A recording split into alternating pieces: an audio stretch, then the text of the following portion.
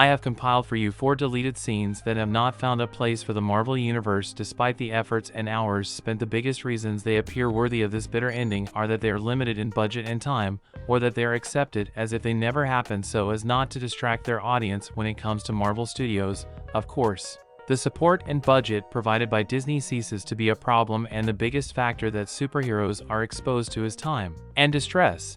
Because a very wide universe is tried to be reflected in a short time, no matter how high quality the scenes are. Some of them are discarded. Here are 4 scenes deleted from Marvel films. Part of this story, that is, the part where the Gila smashed the Mjolnir without difficulty, and some key elements such as the brothers donning armor to prepare for war and opening the Bifrost that goes to the noble to escape, were reflected in the cinema in the trailers.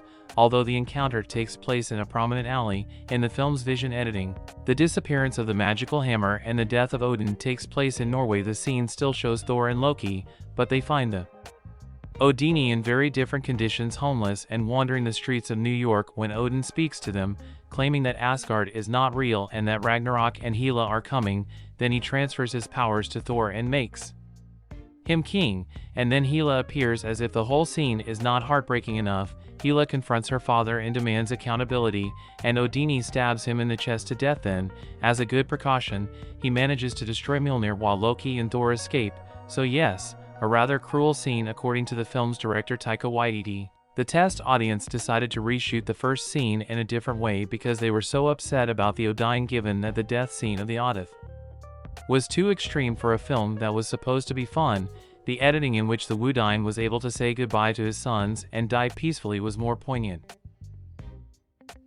In this scene, we see Tony Stark in an order that we can call the other world immediately after he uses the Infinity Stones. His daughter, who meets him, becomes an adult version of Morgan Starkin, telling his father that everyone is fine thanks to his sacrifice. Then she says she's proud of her, and her daughter being happy seems to be enough for Tony Stark. The two then hug each other and "Love you, Iron Man" repeats here in the much loved game in the movie. The scene between Tony Stark and his daughter Morgan resembles the moments between Thanos and Gamora in Infinity War. It is obvious that the directors created such a scene by taking the previous scene as an example, and the scene of Iron Man and Morgan is not as successful as Thanos and Gamora.